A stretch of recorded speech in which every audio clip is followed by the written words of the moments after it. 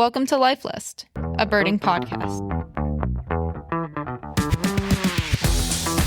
Hey, everyone. So, usually George does his signature, hello, hello, hello, welcome, welcome, welcome. And, I thought, well, should I do that? Because, George's not here.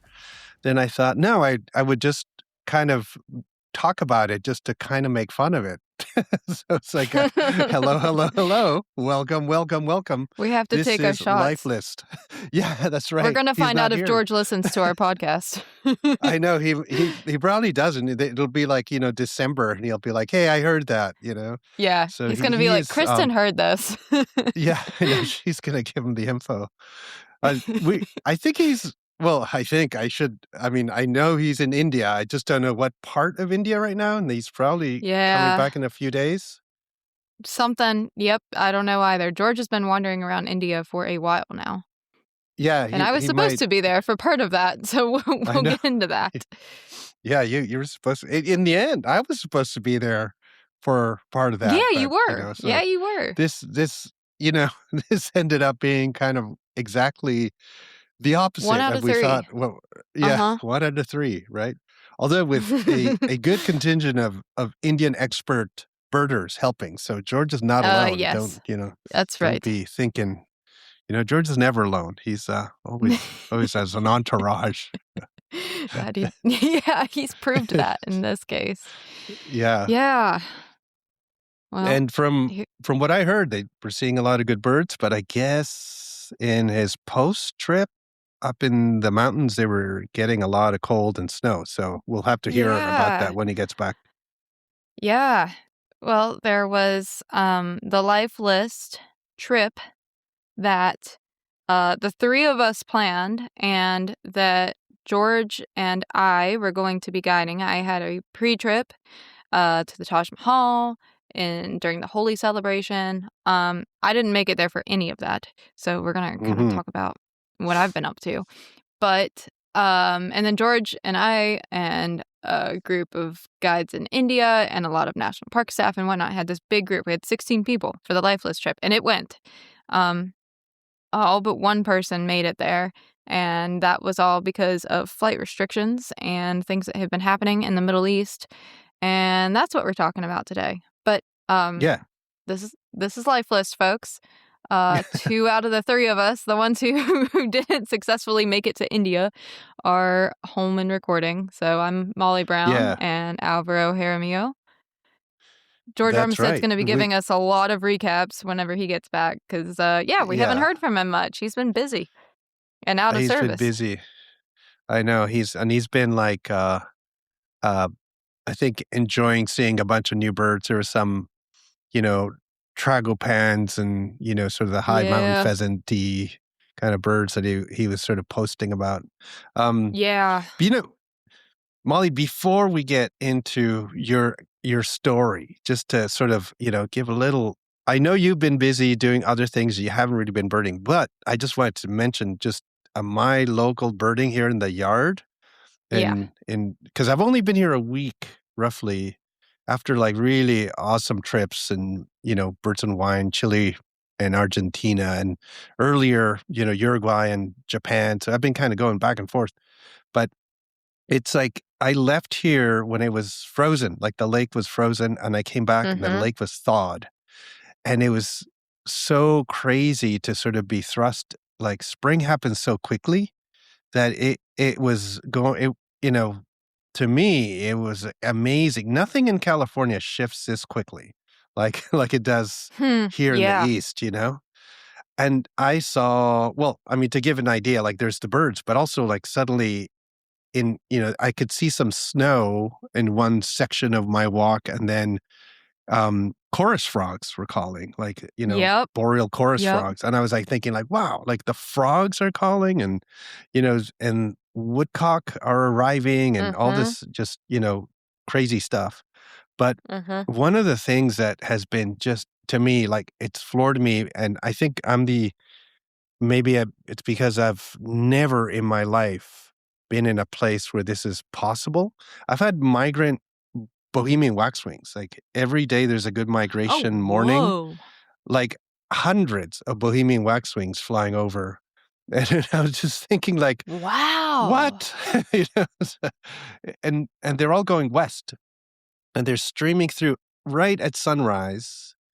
And first I couldn't believe, I was so excited, like, 100 plus Bohemian waxwings. And then yesterday it was like 250. And then I see them sometimes on just dog walks and flying by in a hurry to get out of here. But I just had no idea. Like, I don't know, even as a birder who grew up in Ontario, I grew up in a different part of Ontario that's just south of the waxwing line. There's almost like a line where south of that Bohemian waxwing is really kind of rare. And I'm north of the line, and suddenly it's like, wow, this is a normal part of life. I think the locals are almost like, oh yeah, it's a good waxwing year. It's like, it's a good waxwing year. It's like, I didn't even know this happened, Yeah. So, Oh, I wouldn't have expected that. It feels like you're not that far from me. So it's right. crazy to think about that being. Are they moving in flocks like they are when? That's pretty cool. Yeah, in flocks. And, from, 2 birds to like 40 birds or 30 birds in a flock. And also only one flock that I could detect that had any cedars. Like they're all single species flocks. And the other thing too is like the geography of where I am at is great for migration, but if you're coming from the east, I don't know, like, where, unless you're following the shoreline, to get here, you're gonna go over lake. Uh, and because they're showing up right at sunrise, and they're moving through in these speedy flocks, I think they're actually migrating in the dark at night, probably moving from upstate New York or somewhere else, heading west. They get over the lake, and then they're suddenly like, oh, what do we do? They see the peninsula, they move over to the peninsula, and then move along, sort of flight lines along the peninsula where I live. So I'm I looking think at this this on the is map now. crazy, like what might be happening, because if they were coming through in the middle of the day, I could say, oh yeah, they're following the shoreline and they get sort of stuck in this peninsula, but they're only right at sunrise. And then I think like, wow, these must be reorienting birds that were flying over the water at dark. And then it suddenly is light and they're like, what are we doing out here? And then they look for land somehow. So it's pretty weird. I'm so excited about it, but I don't think, I mean, even my friend Pete is like, oh yeah, it's migration time for Bohemians. It's like, what? It's like, I didn't even know this happened, Yeah. Yeah, wow. Is he on the shoreline? No, he's up in He's more the interior? forest, in the interior, and he grew up in an area where they were relatively regular in winter, which is sort of north of where I live. So there are areas where they come in winter and they're around into sort of mid-April, early April, but just sort of seeing migratory flocks shoot by, I just think it's so eye-opening for me, And then there's the regular migrants, geese and ducks and stuff, and everything's sort of showing up, which is really fun. But I just thought I'd point out the waxwings, which really have me kind of excited. I'm pretty jealous of that one. That's really cool. Yeah. Now, I don't get good looks, right? They just shoot through, but still, they're here. Yeah, but what a good bird for them. visible migration to get to see move like that. I know. One of my tattoos is cedar waxwings. I don't know if you've seen that. Cool. It's on my shoulder. I've got a flock. I like my waxwing. Oh, really? Yeah. Wow. As I'm recording this and talking about things waking up for spring, there's a bold jumping spider that is behind the computer, and I just see it dropping down from the ceiling, which I adore them. But I've seen them this week. Fireflies. Like you said, just in the... I ended up being gone, I think maybe 8 days. I was supposed to be gone for 3 weeks. And got stuck in the Middle East and worked my way home. But just in that amount of time, the same thing started happening here. And I thought, man, I mean, there's always a reason to want to be home, bird-wise, right? And changing the seasons. But you're right. And I didn't think of it as an Eastern thing so much, but it's really because it's all I've experienced. Every few days, you get just a little nugget of something else that's coming through. And I feel like it starts really like middle of February, bluebirds start, pairing up and looking at boxes and stuff. And that's kind of my like first trigger. And then everything takes just every week there's something else. Yeah. And I love it. It's true. Yeah, and it keeps me going. Here now, like there are grackles and red-winged blackbirds and American robins, like sort of all over the place. Yep. And I'm really enjoying it. And then, but I also think like, wow, like last month, there were a few robins in some places with berries, but they weren't everywhere. It's like such a change. And, in the far west, like the non-mountain west, change is so gradual that somebody will say, oh, I saw a hooded oriole show up. And then there's like suddenly like, oh, then I noticed a hooded oriole 2 weeks later. And then suddenly, oh, the hooded orioles are sort of back. But it's not like this major boom, like even like a moment. And that's not even getting to the warblers, right? It's just, this is the early stuff. It still makes such an impression on me. It's wild. Yep. Me too. I'm sure I've talked about this in previous times, but I was just last week in Costa Rica and seeing a lot of chestnut-sided warblers that were really coming into their breeding colors, and was with Josh Coville, and we were talking about how one morning you just wake up and they're all singing. I love that too. And I mean, that's in the neotropics, but in Cuba, at about this time a year, actually like 8 days from now, there's going to be a morning where all the yellow-throated warblers start singing. And it's just like they're there, and it just is like things get flipped on, and I love seeing that too. But it's a great time to be out around here, and it just keeps getting better. I almost feel like the middle of April is almost the hardest part, like maybe the first couple weeks of April, because then you're still getting a few things coming in. Like I had a brown thrasher here yesterday evening. That was nice. That was the first one that I'd had this year, but then it's like waiting for the floodgates to open at that point, and that's when I really get antsy. But it's all fun. Yeah, I know I've also like enjoyed, like there's just little things that there's a lot of ducks here, a lot of ducks that I never saw in numbers, like ringneck ducks, redheads, hooded mergazzs, like in numbers. But other things are like golden crown kinglets are moving through, and they don't shoot through overhead. Like if you're at sunrise, near sunrise, you'll see like 4 or 5 golden crown kinglets go by at eye top level in the bushes or in the trees, or maybe a little higher, and then they all move. They're all moving the same direction, and they all hang out as a little group, and they keep going very slow. Like they're not going to get that far moving like that, but they're still moving, right? And you can almost tell that they were all flying together at night. Daylight comes, and then they kind of drop down into the trees, but then they still are kind of going, right?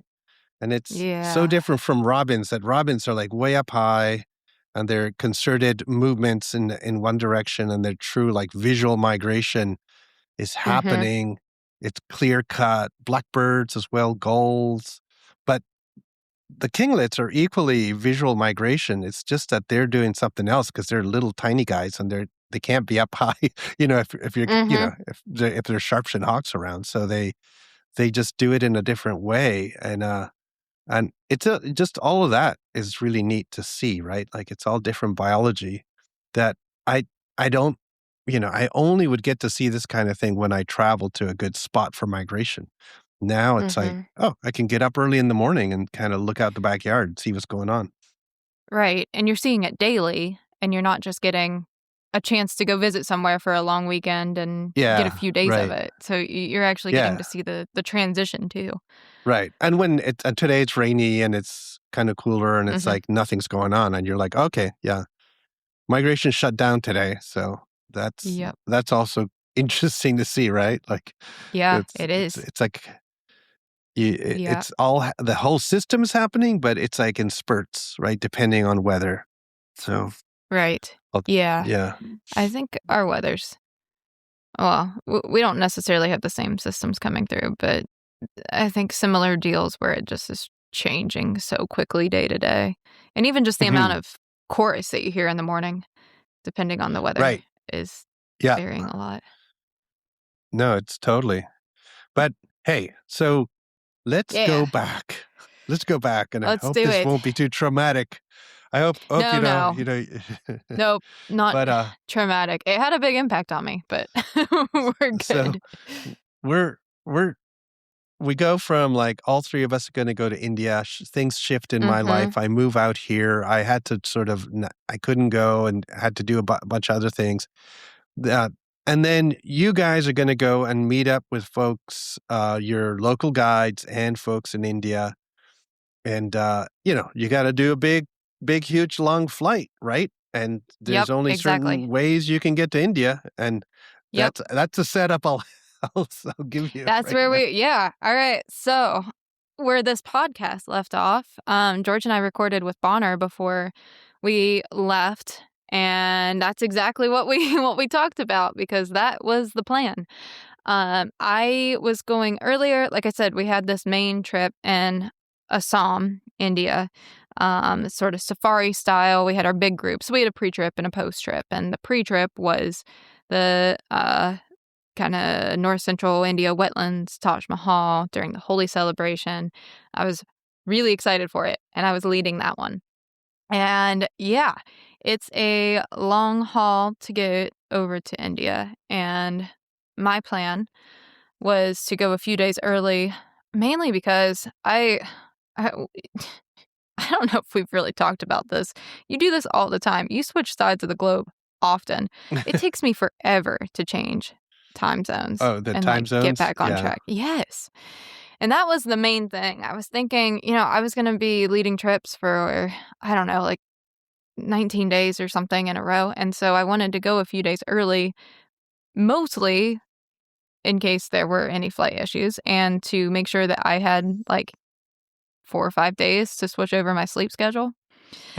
And because I wanted to be like on that. And I just don't do well if I don't have enough sleep. So I thought, may as well take advantage of going across the world anyway. So I had looked at flight options and whatnot. Last year when we did the scout trip, I spent 3 or 4 days in Delhi. Jimmy came with me, and we went early, and we did the same. And Delhi's just not an easy city to get around, so I was debating on just going there, and I ended up looking at flights, and a lot of layovers are through the Middle East to get to India. And there were Etihad Airways or Airlines has like the free stopovers in the UAE where they're headquartered. So that's what I did. I decided I was going to spend, I think I had about 4 nights or so in the UAE on my way over to then get there the day before the pre-trip extension started. So I started making some plans, figuring out what I was doing. I was flying into Abu Dhabi, and I had really been interested in this area. And I guess just the way that you've talked about how you've taken advantage of your layovers in the Middle East often in Qatar. It's an easy thing to do. So I always thought it was an opportunity that I would get at some point. And the cool things about the UAE, I mean, it's a small country. Abu Dhabi is about 2 hours from Dubai. And then you can go about 2 hours in either direction from them, or give or take. So it's just an easy country to get around. There's a good roadway system. I realized you can kind of hit any price point. It's huge for tourism. So there are tons of hotels. Renting a car was a piece of cake. And everything fell into place for it to be a really good spot for me to spend some time.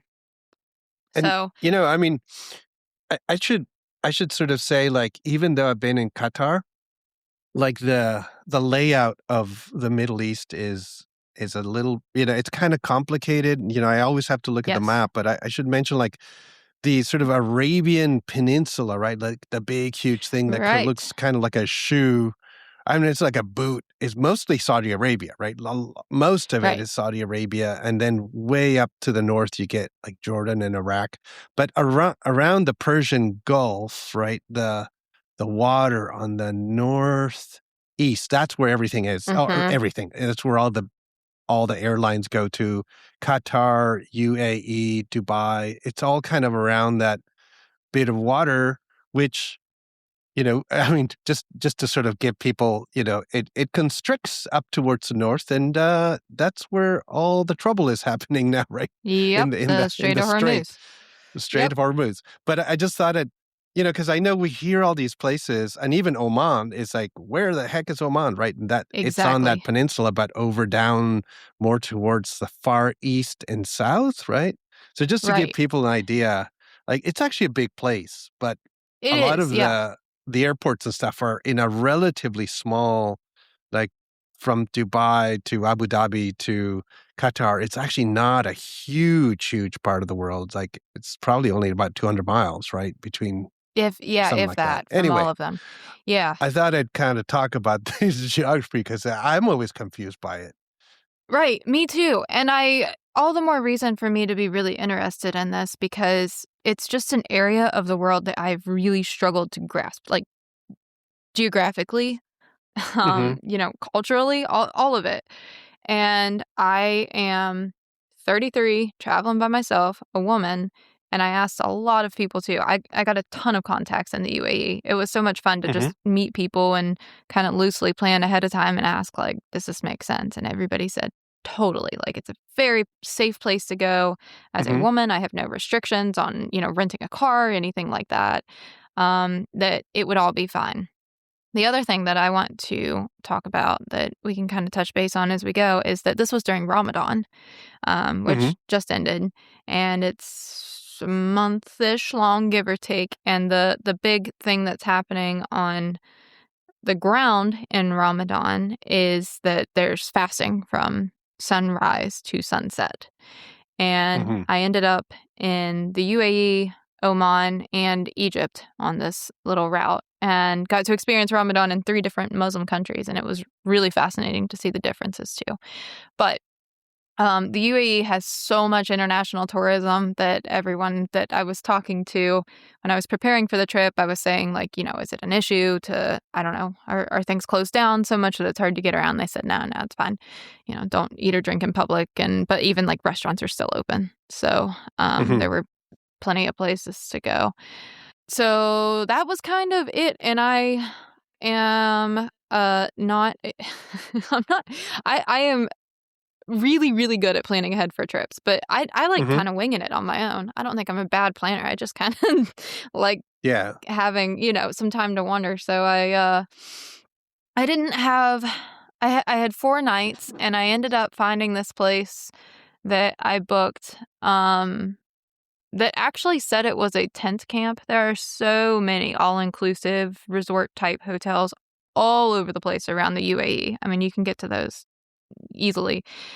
And I debated on one of those because I didn't really know how tired I was going to be. I wanted to just kind of have freedom to move around. So I booked myself a place to stay for the first 2 nights in the Hajar Mountains, which are another thing that, for whatever reason, I think about the UAE being like north-south, but it's east-west. So this is kind of over in the eastern part, right on that kind of ends in the Strait of Hormuz.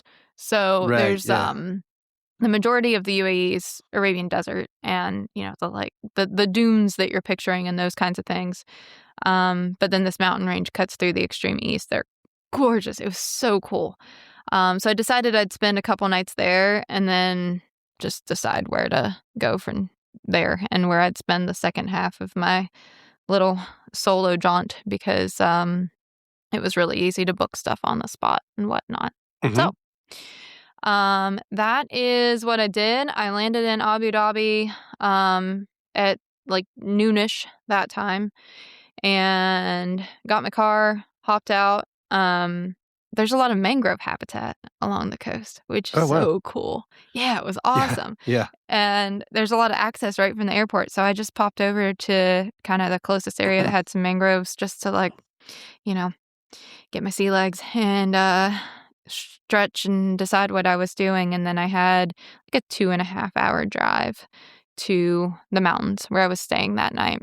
And basically just spent the day working my way over there, and crossed through some dunes.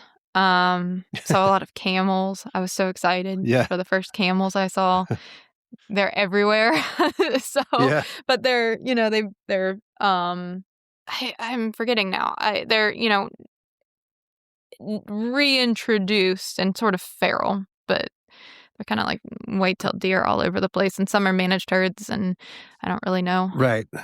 Who As a sort of, owns I what, guess, sort of like they're one of these creatures, like a bit like, the South American camelids, right? Like that. There's the wild versions that are the guanacos, and then there's the tame versions, which are the llamas, the llamas, and with the camels, you kind of can't tell which is wild and which isn't. It's different than like a guanaco versus a llama in South America, where you by color you can kind of, oh yeah, that's like a non-wild thing, and this is the wild stuff, right? Right. I guess I don't know exactly. I think in Oman, I talked to more folks there, and that basically all the camels are owned by somebody. Okay. I don't really know about the camels that are wandering around, like these massive protected ranges in the UAE. At any rate, it's really cool to look out over the desert and see some camels moving around.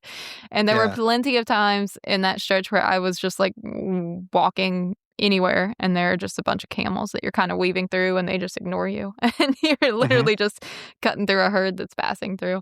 That was pretty fun. So yeah, I got settled in. I had just the coolest area that I stayed in. I thought I had rented like from a little lodge. It was just like an Airbnb house. It was on this little farm, had some emus, and they were growing all sorts of vegetables and herbs in this tiny little irrigated area that's tucked into these super dry, rocky mountains. And it was so remote. It was beautiful. I could see the stars. There were big windows, and it was just really cool. And I couldn't sleep, so it was cool to get to experience that all night. And from there, the next day, the main thing I wanted to do was to get out and just start checking out some wadis in the area. And I wanted to talk to you about this too, because I hadn't really been in, I hadn't been in this part of the world, haven't experienced anywhere that has wadis, which are these like wet valleys, right? So you've got this really dry landscape, and then you've got these wadis where there's actually some water flow that's coming from streams or whatever that is producing vegetation in an otherwise really barren landscape. And what I had pictured is that this would be like, I'm just imagining like little slot canyons that are really defined. And I thought I'd know it when I saw it. And as I started out the next day, I was like, I don't really know what constitutes a wadi. Turns out I was kind of in a big one that spanned like a lot of miles. So as I got out and was driving, and then I realized, okay, in some places there are 0 trees. And you can kind of start seeing the difference. Qatar doesn't really have, at least places I visited, because there's no mountainous really parts. It's much flatter. Like the water tends to be like right at the coast, or there are these farming areas where I don't know where they bring the water from, or if it's just underground water that they're bringing up, that are like green oases within the landscape. So, but they are like full of birds because there's nothing elsewhere, right? Like they're just sort of, it's all your concentration. Yeah. And it's interesting. I don't know what they would be like where you were any kind of greenery, if you would sort of find warblers and, and shrikes and stuff just sort of hanging out, because there's some insect life and, something. Yep, exactly.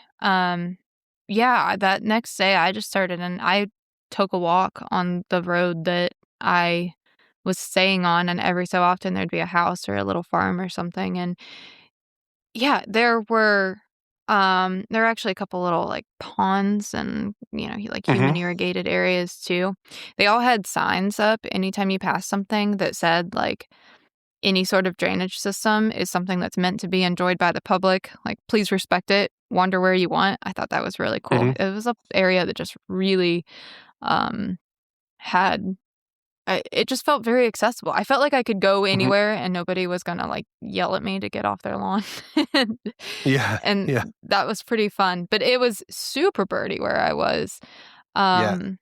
Just like bee eaters, Arabian green bee eaters, and hoopos and rollers and like big charismatic birds that were around too. And then I was Yeah. seeing a couple different lark species, prinias and Mm-hmm. black redstarts, and yeah, I mean everything that you're saying. Things are really Yeah, it's like just a lot active. of stuff, like really high Oh, densities within the right, greenery. yeah, Like you go from zero, like nothing. Maybe you're going through and some lark that loves really open spaces might be hanging around, or just like crested larks, which are relatively common. And then you go into like, oh boy, like there's tons of stuff in these little yeah.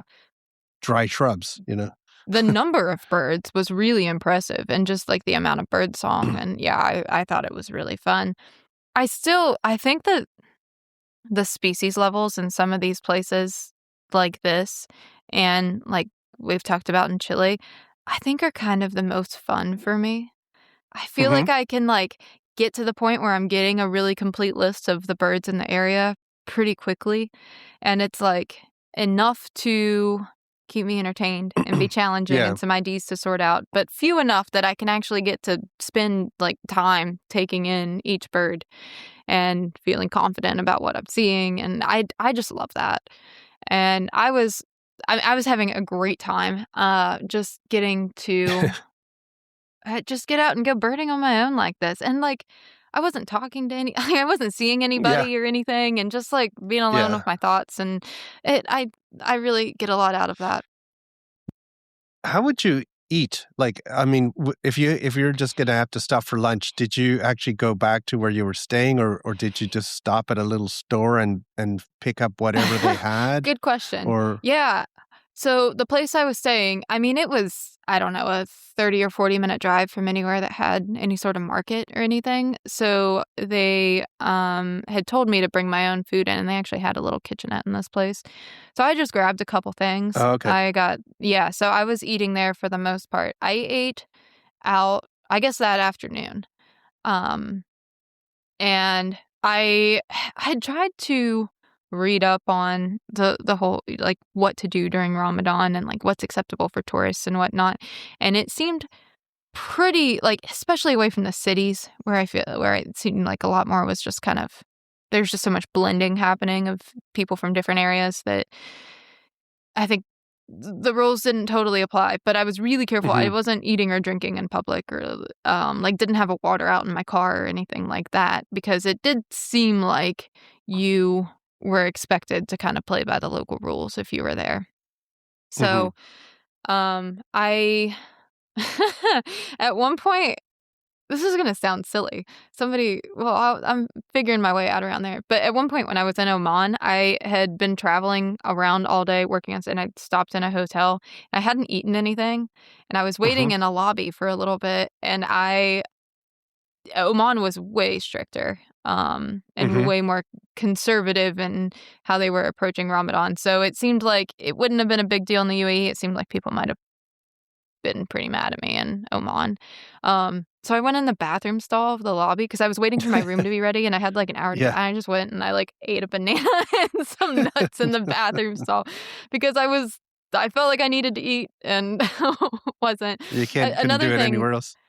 Yeah. yeah, it was just like I'm not even gonna chance this. At that point that was several days in, and I wasn't really running on full brain power because it had been really stressful, but yeah, I stopped at a place. So I drove over to the coast that afternoon in the UAE Mhm. to see crab plover, which Oh, was wow. Yeah. fantastic. And it was so much fun to go out and find one. And I ended up being pretty close to it for a while. Although I didn't notice it so much in the wadis, but particularly on the coast, birds were so skittish. Oh, really? I Wow. love, yeah, I Or was really shorebirds? struggling to, yeah, just shorebirds particularly. It was actually frustrating to me. And I hadn't really experienced feeling like there's just, if I like turn and look at this flock, it's gone. So, Yeah, um, it's like gull watching in Europe. It's really, yeah. like, weird. I mean, nobody's hunting the gulls, I think. I don't know what's going on, but you go and "Oh, here's a flock of gulls. Let's walk up," or "Let's check them Mhm. out. Let's get up close," and they will not let you get close. Most of them, Mhm. right? Obviously, there's the city Yeah. gulls and stuff, but gulls in North America are basically they don't give a crap. Like, they're not gonna get up, because you drove up in your car or got out of your car near them. It's funny how their Right. birds are different in different places. Yeah, it seemed very apparent. So I was excited that the crab plover didn't immediately Yeah, take off. I know. I've looked for them every Mhm. time, I've never seen one in Qatar. Really? Like, yeah, they're Yeah. not as common over there, so it's like, Right. but one day. Yeah, there's a good stretch that seems to be quite reliable for them. And then I was looking out over just huge flats um at low tide that were just scattered with so many shorebirds. It was really fun. After that I went, and that was the one time that I ate out because I was driving through a town and I saw an Indian restaurant that was Mhm. open and had stuff. Um, I was a little surprised that there was a bit more of a language barrier than I had expected. And in the cities, people spoke English, but there was a little bit of confusion on like just trying to place an order at this place, and I Yeah. don't speak Arabic or anything else that anybody in that restaurant was speaking. So I got the like chicken biryani and ate it real quick, and I had asked and I held up my credit card before if they would take credit card, and they said yes, but when I went to pay, they were like, "Oh, no, it has to be cash," and I hadn't gotten any cash out. So, I had to, like, convey to these guys that I was just, and I should say guys too, because I saw almost no women the entire time. That like, this was, like, a busy city area, and it was entirely men. I don't know if I saw a woman who wasn't a tourist in the UAE, and only a few in Oman. And in Egypt late at night, there are kind of like the post-sunset feasts, and I saw women at that point, but other than, like, hotel workers or those kinds of things. So that was, I didn't feel like, I don't know, I didn't feel out of I felt out of place, not like people were making a big deal out of it. I think it was really Mhm. obvious that I wasn't from there. But, anyway, so I had to, like, convey to these guys that I was gonna go find an ATM and get cash, and I was gonna come back and pay them. And this was, like, $2.40 or something. Yeah.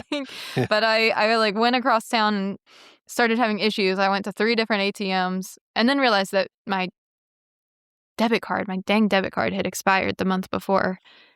Oh, wow. And I didn't have a valid debt. So I found a bank and I switched my cash over, or some cash, and I went back like an hour and a half later and gave this guy his, $2, and they were all laughing at me. But I thought, I cannot be the one American that comes through here and ditches and does not pay for this. Right. So that was my experience of eating out.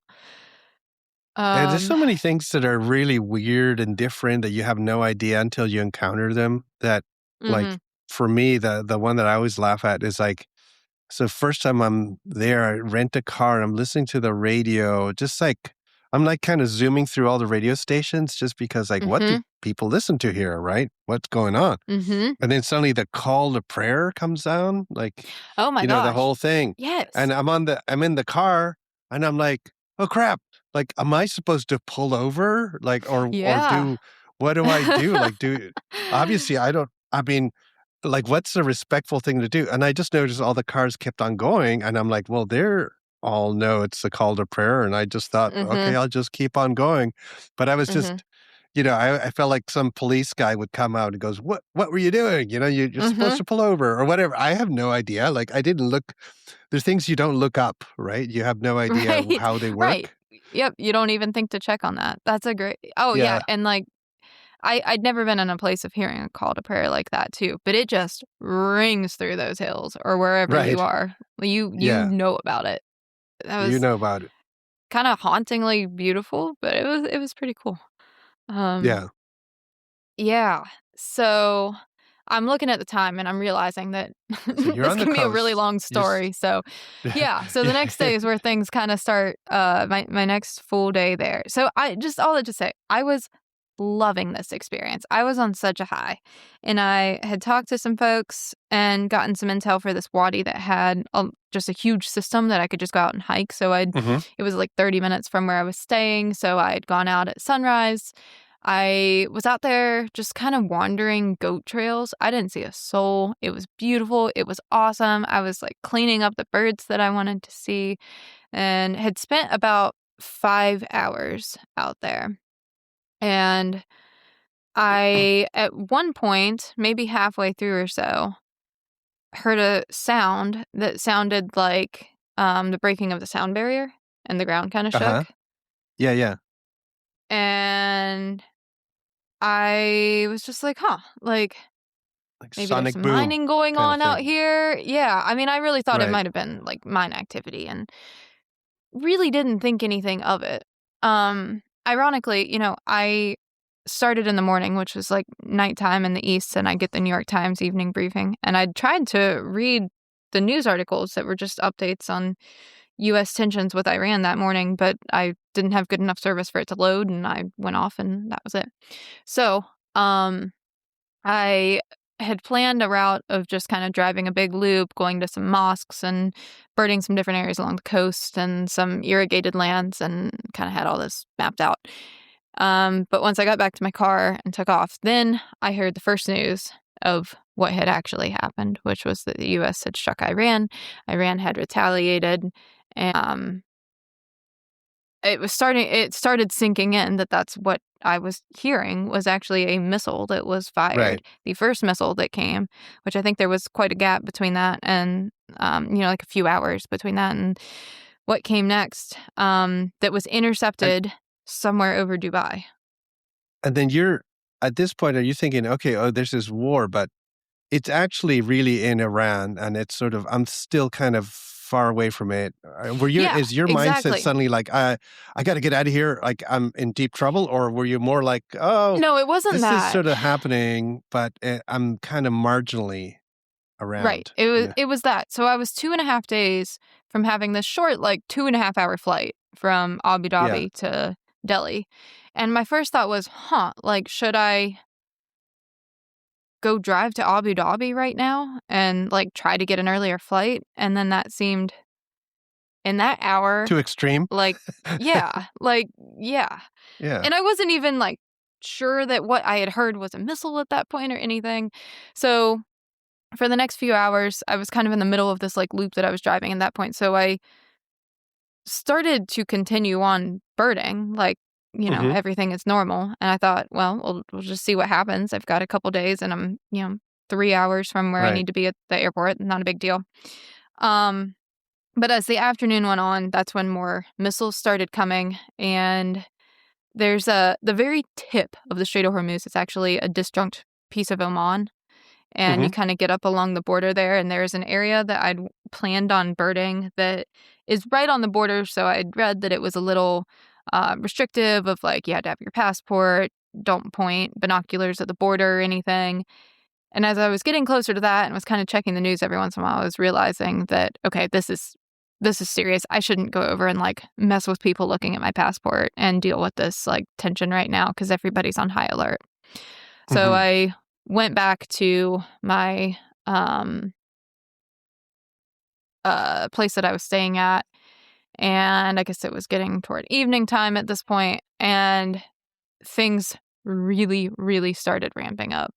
So I had talked to Raymond Van Buskirk, who's the only other person that I knew who was traveling in this area, and he was in Oman doing a scouting trip there. And he had called me and told me he said, like, hey, people are asleep in the U.S., but before your phone starts going off, I wanted you to, like, see what was going on. Because you're going to start getting calls from family and checking in on you shortly. So he was with a local tour operator there. And they'd said, like, if you need to cross into Oman, we can hook you up with a ride and help you get transport. Which seemed totally unreasonable, except by sunset that day, airspace was shut down in the UAE, like, period.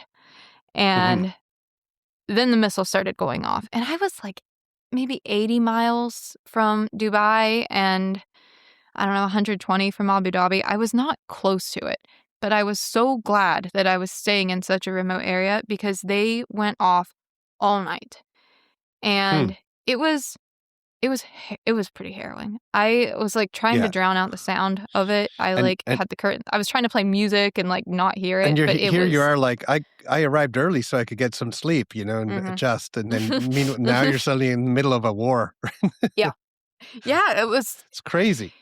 At that point, I just had absolutely no idea what to do.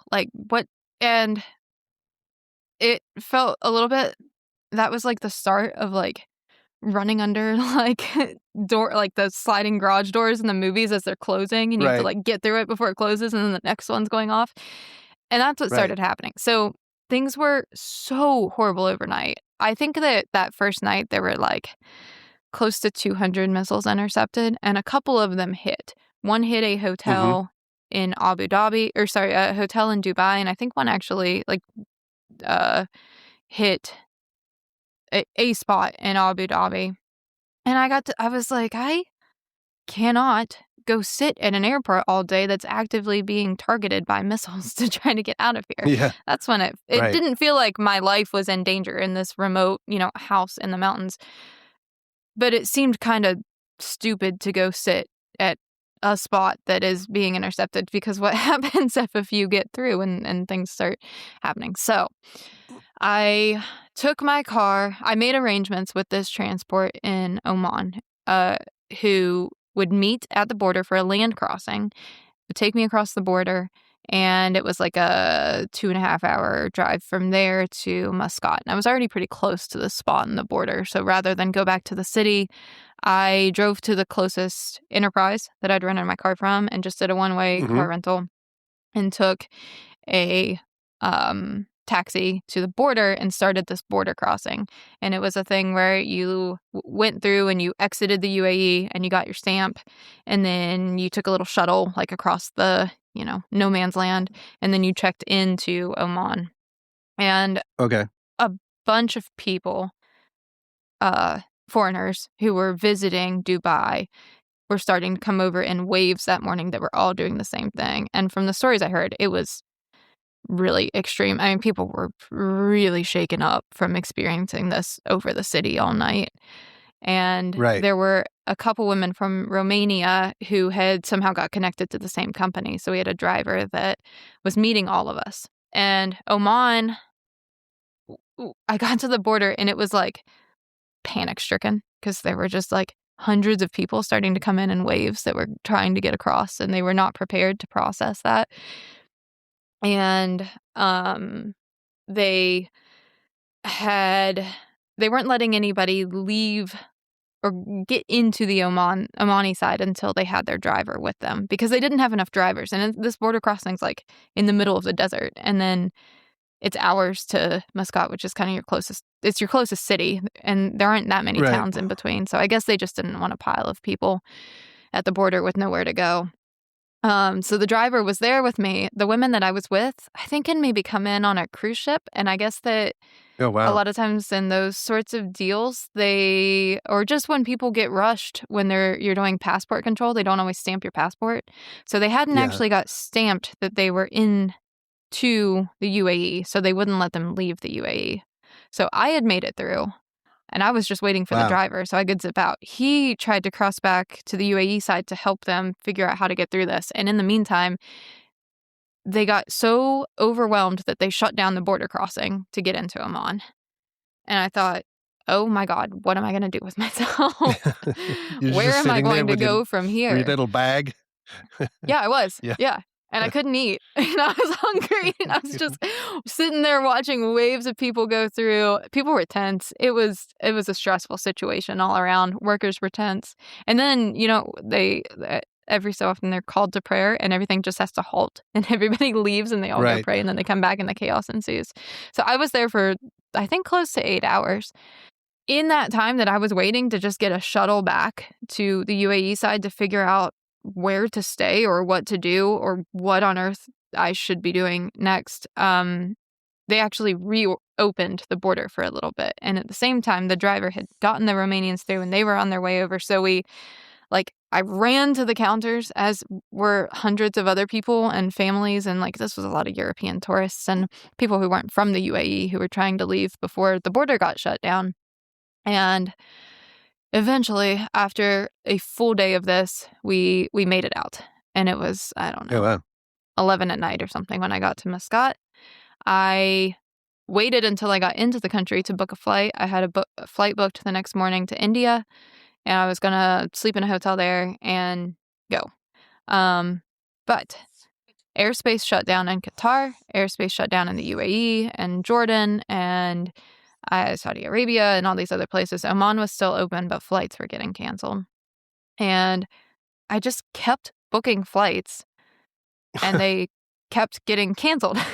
And it was just I started getting backed up days and days. Prices started going crazy, by the thousands. Ultimately, the flights were going from this Oman Air were, as far as I know, the only flights that were actually getting to leave the ground and were getting to India. And those were the only flights I think that they were operating. I don't think they were even crossing to go over to Europe at that point. Mm-hmm. So everybody was just trying to get to Delhi. I actually was trying to end up in Delhi, but all of the tourism from the UAE and there were some shuttles coming from other countries in the Middle East as well. Everybody was congregating in Muscat and started putting these flights together. So I had a flight that was booked. Eventually, it was 2.5 days out or something, and I was just waiting it out there. At that point, I met up with Raymond, and we were doing some birding, and he was supposed to be flying back through Qatar at the end of his trip a day or two after I was getting over to Delhi. The day before I was supposed to fly out, we get a message from the U.S. Embassy that says, things are escalating. You have to evacuate immediately. Call this number for your evacuation plan. So then we spent, I don't know, an hour on hold with the U.S. Embassy, and I went through the line that they said to call for help. And they said it's an evacuation, but they aren't sending any planes. So they don't have a way to tell us to get home and to shelter in place until you could evacuate to the U.S.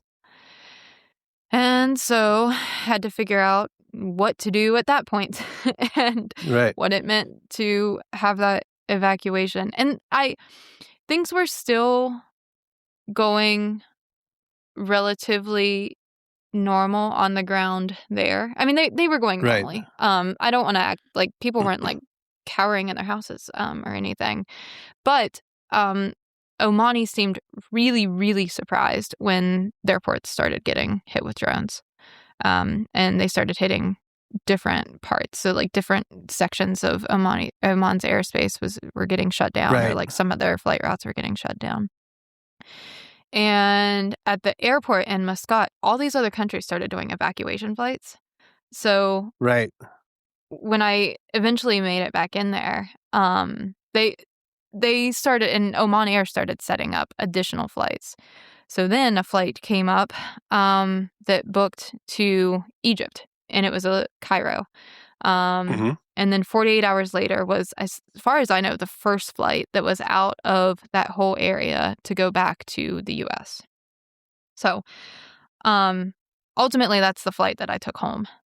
And I didn't make it to India because I couldn't get a way out of India once I got into it. Right. Because things got so locked up, which sounds like what you were seeing too when you were getting to India, that it was like impossible to get flights.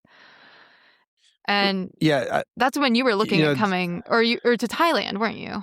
Yeah, to Thailand. I was, that was just a lucky break because, of course, everybody assumes, like yourself, Mollee, that you've got everything in your travel to-do list all done all the time, way ahead of time. But in fact, a lot of things happen right at the last moment. Yeah. When you're in the travel world. So, and I've often found that, actually waiting for flights, you can actually get a better price, and I don't know. So I don't really stress about getting my flights really early. So there we have it. Like I'm just I don't know, I don't know how well it was 2 months out and need this flight to Thailand, which is no big deal. But the idea was I was going to go through Qatar and all that, and I almost booked it. And just weirdly enough, I was like, something else came up. I was doing something else. I probably had it like at the shopping cart level like that, and I didn't do it. And then suddenly it was like, like you can't fly through there anymore. Like, what should I do? Should I go through Europe? Should I do that? And then I realized I could go through Asia, right? To the other direction in the world. Right, yeah. But even those started like, some of them were not available and, things kind of shifted. But fortunately, Cathay Pacific through Hong Kong is what I'm doing in a couple of days to get to Thailand. But it was weird because things were like, the weird part is you could actually still book the flight to Qatar. Like it was there. That was the problem. And you're like, nothing was getting canceled until last minute. I know. So it's like, well, that's not going to work. I know that, right? Yet there's still like, and it was a great price. It's like so right. insane. But it was not a reality, right? That's exactly the problem I kept running into for even those then, that it's not that, like, they were getting canceled, like, moments before they would take off. And right. They, airlines, there's plenty of reason to blame airlines. I don't really know what you're supposed to do as an airline in that situation. But I mean, at this point, we're 5 and change weeks in, and we realize this is something that's really prolonged. But at that point, we were like 48 hours in, 4 days in, and you just didn't know what was going to happen, and things just kept escalating. And I had to call Jimmy a couple times, and I had to be like, there were just so many decisions to make. I've never felt decision fatigue that many times. But I had to tell Jimmy, I was like, Jimmy, I have to decide, like, do I book this flight or do I, like, go do this? I know you don't know the answer. Nobody knows the answer. Please just make this decision for me, because I was it just completely too much. It was just hours and hours and hours of just like working on something. It gets canceled. I have so many flights to work through on my credit card, and because I've seen other people talk about this too. They didn't even actually cancel the flights. They were just like disappearing, like they never existed in the first place. And I have a ton of charges for flights that I have to like figure out how to get my money back for them, because I don't have proof that the flight was canceled. It's just that the flight ceased to exist. So I ended up with... You'll have to tell us how that goes, because that's going to be interesting too. Like exactly. Oh my gosh, I know. And when all this was happening, and first of all, we were concerned about like, okay, there's missiles going over her head. Like, what the heck is going on? Like George and I were kind of trying to keep from getting a little and too worried. But I also thought, like, often these things in real life are actually a lot less crazy or dangerous than when you see it on TV, right? Like, when you're it's not that it wasn't happening, like stuff was happening, but the level, you think it's an 11 on the Richter scale of danger, but in fact, it's more like a 5. It feels a little bit like more manageable in real life rather than if you hear about it. But also, I was thinking like, you can have all the trip insurance you want, but like most this of them is don't cover acts of war. Right. Yeah. So you're like, okay, we'll have to talk about that later after you sort of figure all this out. See, so we can teach the public out how this works, in case of in case of, acts of God or war, how does it all work? But I so there will you keep are. you updated. And Yeah. you're basically, you're done. Jimmy's making your decisions for you. Yeah, And Jimmy and what Raymond were both happened? taking. It was like reminding each other to eat. I mean, it was really, Yeah. really stressful. And then so at that point Raymond and I were together, and in the days we did some birding too, and not a full trip at all, but man, do I want to do a full trip of birding in those areas. You're going Yeah. from coast and like mangroves and salt flats to just incredibly dramatic mountain ranges filled with these like really lush wadis, and then you've got the desert, to even like on the kind of south eastern side of Oman, you're getting into like African species and Yeah, right. baobab trees and just like crazy things that you don't think about seeing there. Just a teeny tiny sample of that was spectacular. But it was just hours and hours and hours of working through all of these logistics planning too, and just like remembering to eat something, but not in public. Yeah. And all of Not that. in public. Yeah. So Is there a restroom we around? I gotta eat. it was like just and yeah, so that was at the point I was just completely at my wit's end. But as far as like talking about the safety, yeah, I don't wanna paint it as, anything that is unfair, because the truth was, in the moment, I almost like didn't at all feel like I was in immediate danger. I Mhm. did talk to a lot. I met several throughout this whole ordeal, like expats in the area, and they were worried and were sorting, like feeling like people knew their whereabouts, and in the long term, worrying that Americans might be targeted, um, and that things could get serious in that regard. And I was a little nervous about just hostility on the streets, because it was clearly an American, I think, and wasn't sure how people would be reacting. That was not an issue at all, whatsoever. I had a lot of friendly conversations, all with men, because there weren't Yeah. women out, but on the streets and just around, and um, m- met just a couple other birders, and that was all really, really wonderful. And the cities are fascinating. Like I said, access is really cool. I can't wait to properly experience that part of the world. But Mhm. um, got on this flight to Cairo, and then getting through the airport was just a spectacle in itself at that point, because that's when there were like these hordes of like like the Olympics when everybody has their country flags, but it was all for flights Yeah. that um Yeah. were doing evacuations.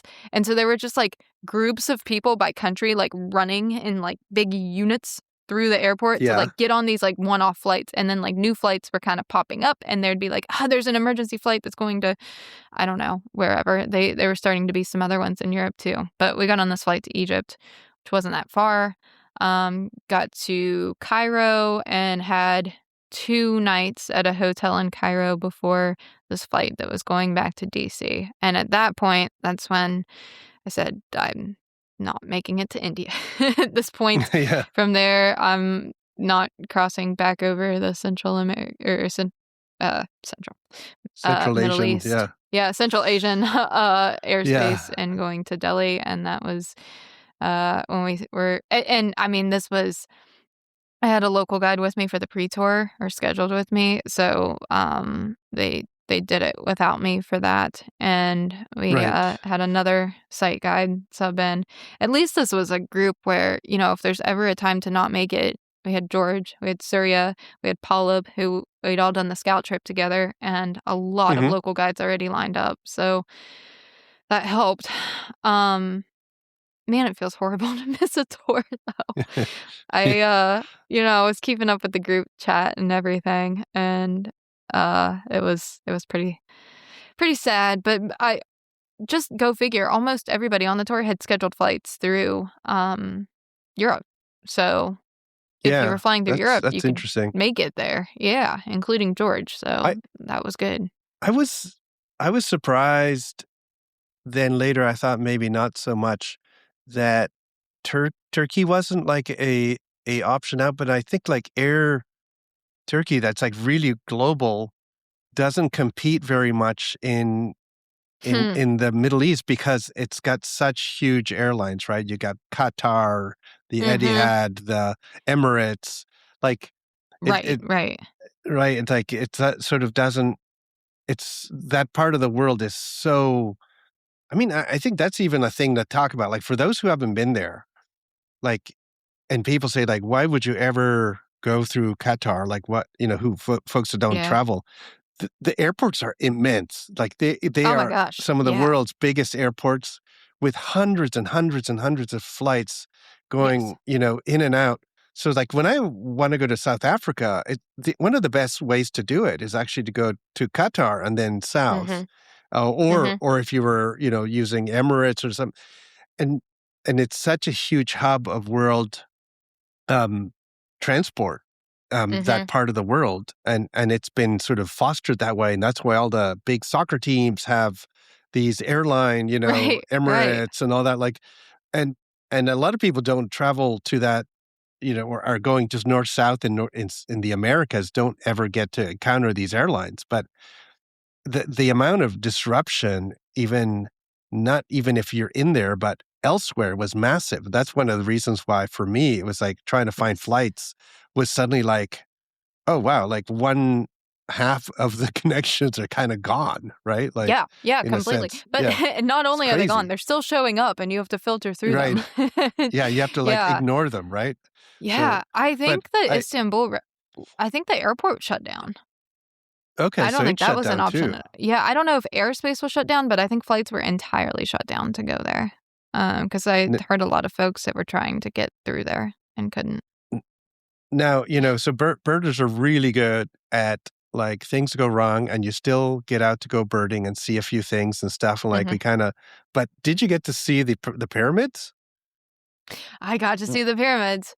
Yep. Yep. Like, I was just looking. Didn't see that on your bingo card, huh? Like, I did not. Nope. I didn't expect to get to Egypt at all. So I had two full days. We had like a midnight flight out of Egypt to leave. So I had like a whole day and then up until midnight.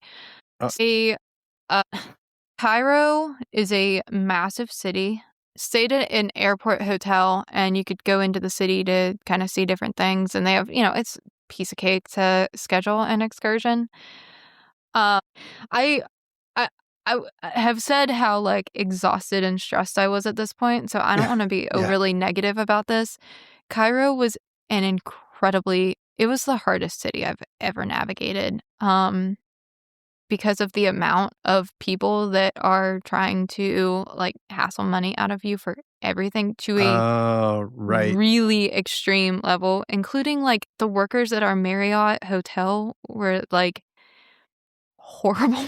It was so bad. It just felt absolutely miserable to just like get a taxi ride just kind of to the city center to like go to a few of the bigger mosques and like walk around a market. It was pretty rough. And we like at one point a guy pulled over on the highway and like was demanding more money to take us the rest of the way back, and just like those kinds of things where it just felt like it was hardly worth it to leave the hotel room and deal with any of that. My mom actually went to Egypt ages ago, and I remember this actually totally is what you're saying. She said she's a tourist. She's not a birder. She's just touristing around. They went to the pyramids and they had a camel ride, right? Like the camel ride. So they paid to hop on the camel and like, go for a block or something. Yep. And then so he paid, and then the guy would not let her off the camel until she paid more. Yeah, exactly. It's like you're like, well, hold on a second. That breaks all the rules of completely etiquette, of like you paid for a camel ride. That includes getting off the camel. Yeah, it's funny if you're in the right mindset. Yeah, they found a way to get more money because she was going to pay. She wanted to get off that camel. And apologies to all the Egyptians listening, but these are just sort of like things that I know, but things that that do come up. when you're a Yeah, non-Egyptian yeah. traveler. I don't want to, yeah, certainly not to paint Egyptians. The people on the street in Egypt who were doing this, that was, oh my God, it was horrible. Um, I would really, I'm not going to say I'm going to zip back to Egypt anytime soon, but one day I'd like to seek redemption in my mind for these kinds of interactions and get outside of the, one of the most touristy places in the world. But so that final day, we were like, is it even worth it to go see the pyramids? And Raymond said, I've wanted to see the pyramids since I was a kid. We got to go do this. And I was like, you're right. Fine. So we went through the whole process of trying to just pay more money to go through it. Like I said, we were at like a Marriott kind of chain family hotel or whatever. Like, it felt like it should have been a trustworthy group of people to book something through. So we booked a ride through them. And they were just like weird things. Like, they had a guy come over and they said, this will be your driver and go down this elevator and he'll meet you at his car. And we like go down the elevator and then there's a different guy there. And they were like, oh, well, this is your driver now. And just like things that like make you uncomfortable. And then they're trying to ask you to do all these other things and everything for the ride. But we made it over to the pyramids. The pyramids themselves, I imagine folks have seen a lot of pictures of how there's like just Cairo right up against them. And that is the case. But it's not that it's just like, I don't know, a Central Park kind of thing that's completely surrounded by city. One side of it is there's a short strip and then the Nile and then the rest of old Cairo. It's kind of separated that way. But on the other side, it's Saharan desert. So I thought that was actually pretty cool to see. And I don't know, maybe I'll save a story for some tourists defacing the pyramids that we witnessed and got tied up in for another time. But we saw the pyramids. There were tons of people with camel rides. It was pretty sad to see. These camels all had like skin conditions, and after seeing really healthy populations of camels in other parts of the Middle East and being around them, and that was a little depressing. We didn't go inside any of the pyramids or anything. We just walked around this huge complex. You can spend hours walking around there. They're, huge things, and took some time to just kind of take it all in and actually think about like human history and just kind of reflect on the state of life there and elsewhere. Saw the Sphinx. Saw the Pizza Hut that you can eat at and see the Sphinx from there. And and that was the grand finale to Egypt. One other thing I should mention though, there were these like Viator, little group outings that you could do. And the night before that, we did a foodie walk around Old Cairo. And it was so cool. Egyptian food, holy cow, just so unique and good. And we were just going to like these little street vendors, and it was completely outside of the main markets and stuff. It was really cool despite the constant harassment. But the main thing that we did that night was we went to a Ramadan feast. So at sunset. Oh, wow.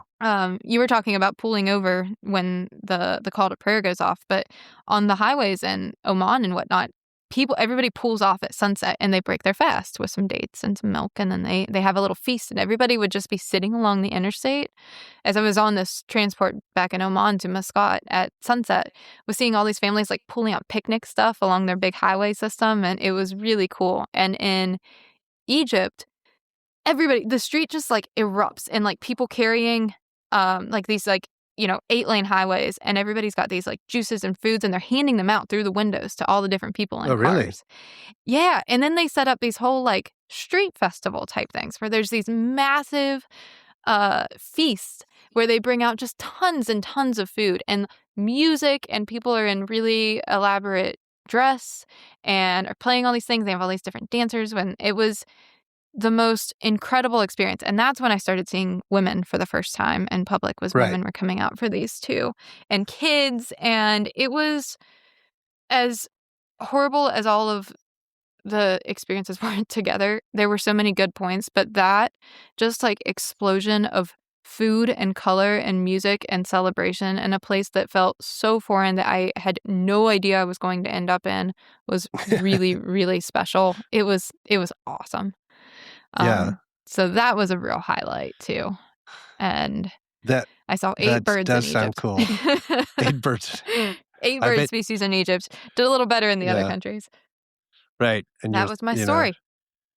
that's crazy. Oh, So yeah, yeah. So it was like, I guess I was crazy. into, it was I think like the first flight back to the US from this part of the world since things had happened. So there were everybody on the plane had like the same kind of like face of just like exhaustion and shock. And when we touched down in DC, the whole plane cheered. And it was actually kind of Oh, like really? a little bit tear jerking. Right. Just the relief that we all felt when we were touching down, which I've never heard on a flight to the US before. Right.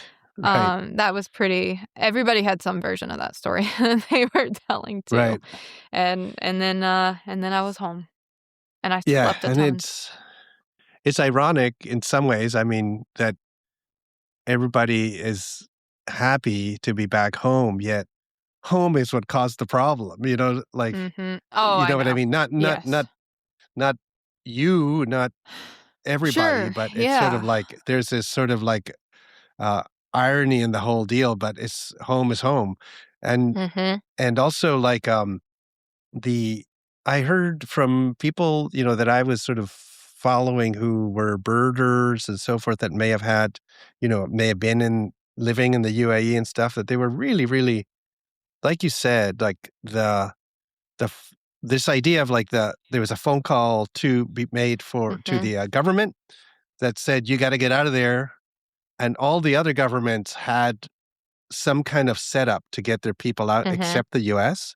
And I think a Mhm. lot of Americans are very critical of that who were there. Of course, those stories never Yes. get out because there's so few right Americans that were there to begin with that had to get out. Like, Right. it's not news Right. in that time, but I thought, well, was nothing really sort of planned out? Like, I mean, sort of, it seems like everything was sort of, and it's odd to me to sort of Yeah. think about all that because you think, okay, wow, this war that's going to start. We have people there. We should go get our people, and let's plan on having some Air Force, I don't know, planes go in Yeah. and grab folks from the airports, and I'm just so surprised without getting. I mean, I'm more thinking about logistics rather than the entire Mhm. political Mhm. aspect of all this, that that wasn't done, and you're saying, Mhm. probably all, like, the Finnish and the Swedish people are running off to their planes,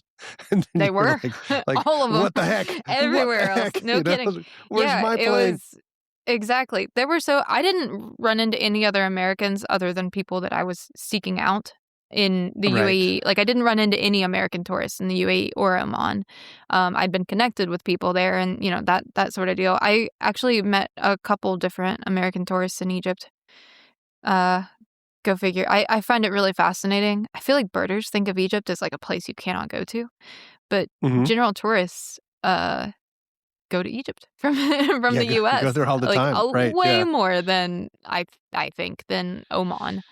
Oman is way safer with just, like, exponentially Yeah, better, infrastructure and whatnot.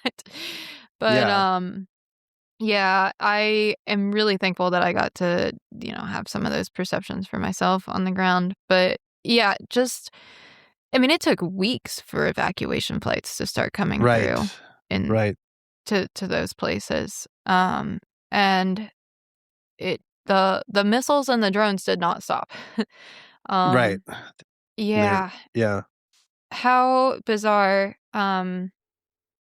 to get like a taste of what I mean, I don't even know if it's fair to say this, but a tiny taste of what it's like to live in a missile-stricken area. Even though they're Right. not, I was in one of the wealthiest countries in the world that is as capable of it as anyone to shoot them down for as Mhm. long as they have to. But to know what that's like firsthand and to think about how many people live with that without having the objective of leaving, or even if they don't want to leave, even if Right. it's their homeland, and that's I just yeah, a taste of all of that was I I very was grounding. doing like I had a summer project in the Ivory Coast, Cote d'Ivoire, way back when I was in Ooh, actually yeah. university. So I was there in the forest, and we were right against the border. There was a river, right, and that was the border with Liberia. And I was there during the start of the Liberian Civil War, and that was a huge event. But when it happened, like I sort of heard about, oh, there's like a civil war next door, and I was like, oh, like what does that mean? And it was like the village where we would go on the weekend to get our provisions and stuff tripled in size because so many people crossed the river. Yeah. And were seeking shelter from this war, and they all had relatives on the Ivorian side. And it's so odd to me because Liberia is English speaking, Ivory Coast was French speaking, yet the people all spoke their local language. So they were completely united and had relatives on both sides. And it was sort of, and for me, just being this biologist, it was like, wow, like, all right, so people are moving over here and there's like a ton of people, and okay, I'm not seeing any guns, I'm not seeing anything. But it's now I think like, wow, that's a huge, massive, like they had to escape, and in my little biologist world, I would go back to like in the forest and seeking out my stuff. But you still think about like, wow, we visit or we do research or we bird places that actually, have their own thing going on, and we kind of just sort of get to watch it for a little bit, and then but it does change you. It does kind of make you like, oh, a civil war is happening. I can't just. It's not the same as the day before, right? It's like something has really changed. Right. Yeah. And that got very nasty over there over the years. It was really bad. But in any case, we don't have to. The first start of it was, it wasn't. Again, it wasn't scary in any way. It was. Yeah, you're right. And of course, everything that I'm saying is from countries that are physically close, but not in the center of the fighting whatsoever. Right. Right. Very few deaths in these countries. Still some, and yeah. And I don't even know how fair it is to compare that whatsoever to what the case is on the ground in Iran. Or, I've started reading Scott Weidensall's book that's coming out this month or in April, and I think we're going to interview him soon on here for that. Cool. But yeah. But he has a chapter. It's about just different conservation efforts around the world, and he was in Romania and Bulgaria and was talking about like conservation efforts on the border of Ukraine and that are spanning multiple countries. And then he had this kind of experience where he was there during the Ukrainian war and hearing sirens for missiles that are incoming and those kinds of things and experiencing that. So it's kind of fascinating to hear someone else or to read somebody else's account of birding and being around people who are living in these areas and trying to continue years-long efforts in conservation. And it's right, and that also fragile place. Right, that also keeps the world does continue even through war or hardship. And I mean, there are people in Cuba right now trying to keep the little bee hummingbirds alive and and work through whatever they're having to do, right? So in any case, I mean, I think we have, there were other things we're going to talk about that we're going to talk about next time. And we probably have to eventually have one with George. He can kind of tell us the India side of the story, and also there's some more things that will come up, and I think it's crazy that you actually went through all that, and that it all worked out in the end. I mean, unless your credit card. You suddenly realize, oh boy. Yeah. No, I'm just joking, but yeah. What? The airline won't give me my money back. You're going to have $3,000 worth of credits to get you back to the right. Egypt. I'm gonna have you're like, no, to Egypt. Yeah, exactly. Oh my gosh, that's the real nightmare. But even like like, my ride from the border to Muscat cost me $200. The next day, it was $1,500 to Oh, do that wow. same transport. Like, just those kinds of levels of just things piling up. It was, and then, you know, everything I was picking up from, like, hearing different people who were also around me and trying to navigate this stuff. But yeah, I'll have to talk more about the birding too and what birding I Yeah. had. I had the coolest route planned out, all in all. I would have loved to do the little loop that I'd planned in the UAE and Yeah. go on from there. But I also have really thought about just the places that I just feel the least familiar to me. It makes me want to seek them out more to just gain Right. understanding of the world. And you know, it's so complicated if it's in an area that's, you know, not safe or where there's a lot of disparity in classes and those sorts of things, that some of the, you know, harder to get to places in the world are for that reason. For some of them, I mean, it's Mhm. just because of, like, Oman and the UAE, it's just where they're located, and it's not that they're unsafe. It's not that, and they're wealthier countries than the US on many standards, and those aren't the issues. And it's really got me thinking about that, Yeah. and I like that birding. So, Yeah, I mean, that's yeah. one of the reasons we travel, right? I mean, I think for a lot of birders, it's just the birds, but I think for us specifically, it's always about the learning about place, right? And place is not Mhm. just the ecology of the place, but it's the people and the Mhm. culture of the place. It doesn't, you know, you cannot have you can go to Cuba and have a wonderful time, but you know, watching birds, but you can't but help to, like, look around you and go, "Oh, wow, look at Cuba as a place, as a people, as a history," right? Yep. So, I mean, Yep. I think we all share that Exactly. same kinda thing about travel, and we will keep traveling, and we will keep, encouraging people to go and see the world, and, yeah, these things that you're talking about are awful, and the people in Iran who are in the middle of this, it's really awful for them. But the world continues to be actually the most wonderful place. You know, Yeah. even with all its of There you ugliness, go. Yeah. there is nothing like our world and our natural world in particular, and, I'm just glad you're Uh-huh. safe and you can tell the Well, story, and, thanks. Yeah. And yeah. and all of that, and people are people too. Yeah, I And know. most people are wonderful people. So, you Yeah. know, getting to see the world through their eyes is great as well. So, I hope that listeners like this, because it wasn't about birds, but I really appreciate, this will be something that, you know, I'll be glad I have, I think, in the future, and Yeah, just you this can listen record to of it later. talking through everything. Yeah. Right. So, Yeah. thank you. So, Thanks, folks, for no. listening. And Yeah, yeah. folks, thanks for you know, allowing us the sort of unleashing Molly's Mhm. kind of um experiences on you, and with a little bit of birds and a little bit of funny stuff A that little bit. happened along the way, not just all the crazy stuff, but um Yeah. cool. I do you want anything you're up to? That seems so weird to go, what's happening now?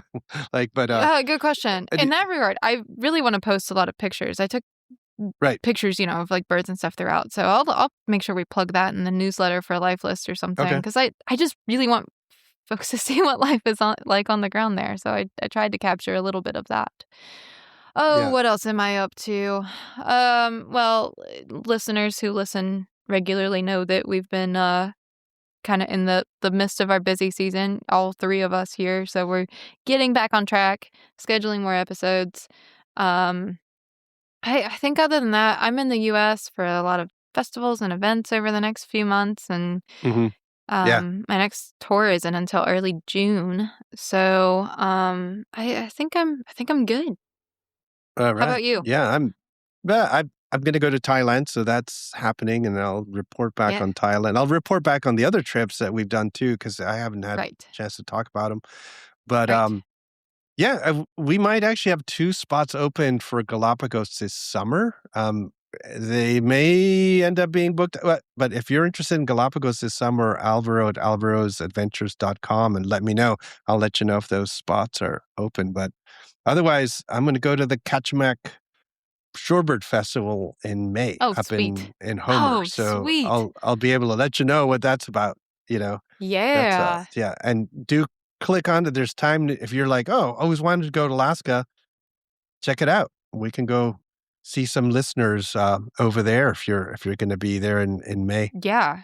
Good call. Well, I should say in the beginning of May, I'll be at Birding the Border in Texas, which I think still has spots open too. So I'll link both of those. You can pick your cool. Choose your adventure there. Yeah. All right. Cool. Cool. Great to chat, Mollee. Next time we'll have a guest or George or whatever. Right. All right. Catch you next time.